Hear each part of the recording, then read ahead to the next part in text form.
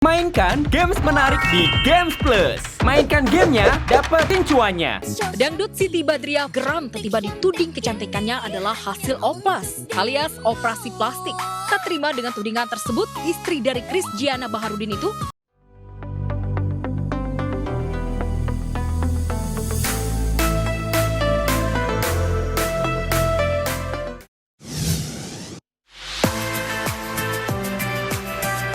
jadi salap dadakan setelah viral gegara menangis di ghosting sang pacar. Memang membuat kehidupan Fajar mendadak berubah 180 derajat.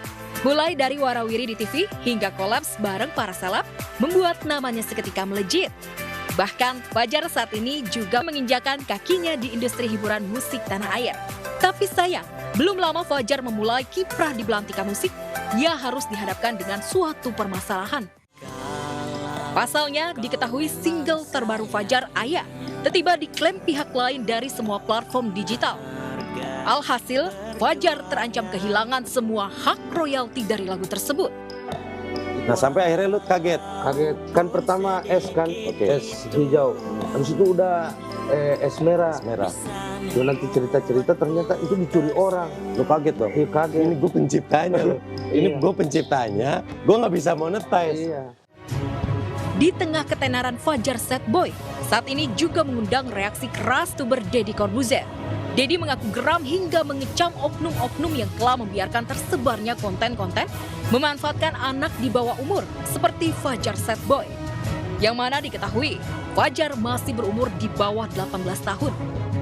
Kasus Fajar Sad Boy diundang ke salah satu stasiun TV dengan maksud mempertontonkan kegalauan cinta anak di bawah umur. Terus diundang mantannya dari Fajar Sad Boy yang juga anak di bawah umur. Pertanyaan saya, mana KPI? Kalau kita ngerujuk pada pasal 29 peraturan KPI, lembaga penyiaran tidak boleh mewawancarai anak-anak di bawah umur 18 tahun di luar kapasitas mereka serta wajib mempertimbangkan keamanan dan masa depan mereka.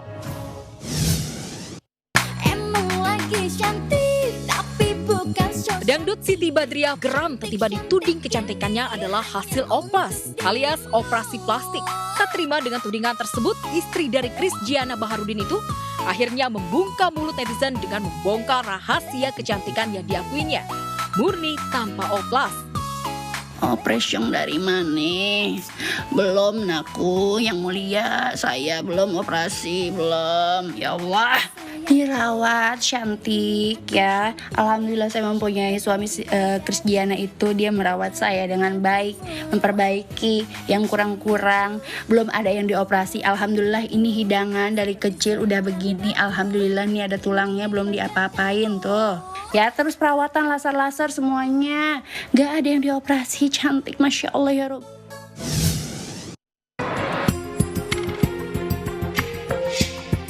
Hampir sebulan dirawat di rumah sakit, kondisi Indra Bekti alias Bekti kian hari kian membaik.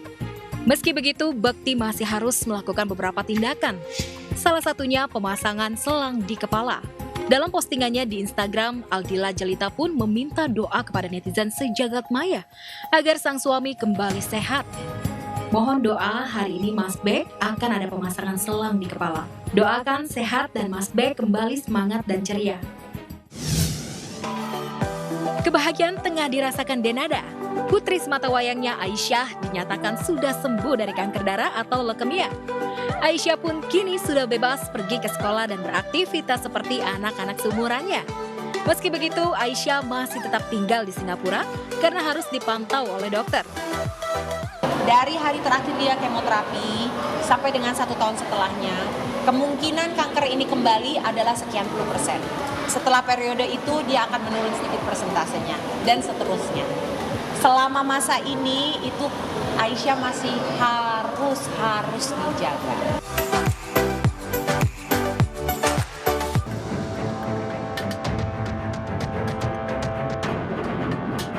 Baim Wong lagi-lagi harus berurusan dengan polisi. Tapi kali ini bukan Baim yang berkasus. Melainkan Baim hanya mendampingi para korban penipuan giveaway bodong oknum yang mencatut namanya. Mereka datang dari berbagai kota di Indonesia. Mulai dari Sulawesi Tengah, Bandung, Medan, Majalengka, Tambun, Bekasi, dan Jakarta. Demi mendampingi para korban lapor ke polisi, Baim pun rela meluangkan waktu dan membatalkan kegiatannya keluar kota. Kalau saya nggak gerak, siapa lagi ya saya bilang untuk bisa mengcover mereka semua. Akhirnya saya kesini lah. Walaupun saya itu sebenarnya ya masih agak trauma sebenarnya dengan polisi. Karena ya sudahlah, saya bilang yuk kita lakuin. Paula tadinya berpikiran perlu atau tidak. Tapi karena dia mikir ketika orang-orang datang ya ke kantor dengan banyak, dia pikir iya kayaknya kamu harus deh ke polisi. Nggak ada yang bisa bela dia kecuali ya kamu. Akhirnya udah, saya seharusnya besok ke Pekanbaru. Akhirnya saya sekarang ke sini. Kalau emang besok diperlukan juga saya di sini, ya saya ke sini. Itu mudah-mudahan deh, mudah-mudahan beneran ini ditindaklanjutin dan saya pun mau segera ketangkep semuanya karena saya percaya polisi pasti peduli sama mereka semua, insya Allah.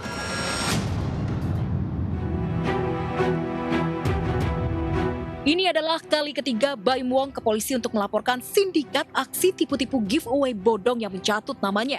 Sejak 2018 sampai 2022, polisi sudah banyak menangkap dan memenjarakan pelakunya.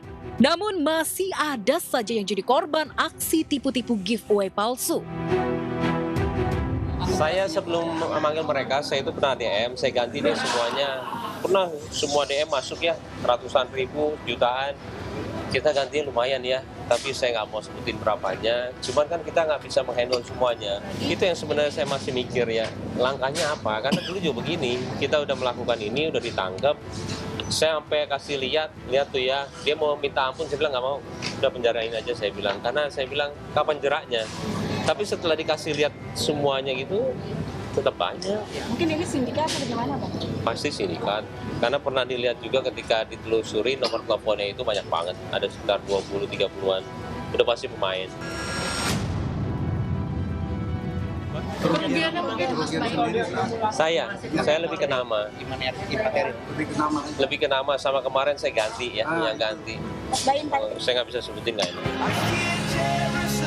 Ya, kebaikan hati Baim Wong memang patut diacungi jempol.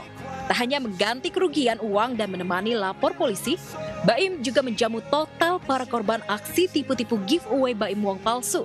Seperti menyiapkan hotel untuk menginap, makan di restoran, jalan-jalan keliling Jakarta dan Monas, sampai mengajak para korban foto selfie dengan Arman Maulana. Siapa yang senang ini? Arman Maulana ini ada yang suka? Gigi, hah? Mau foto nggak? Nah tuh, aduh, sok atuh. Ya. Sok siapa mau foto? Sok atuh. Nah tuh.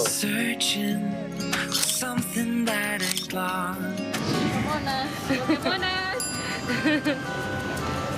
Udah bos, aku mau ke Monas dulu.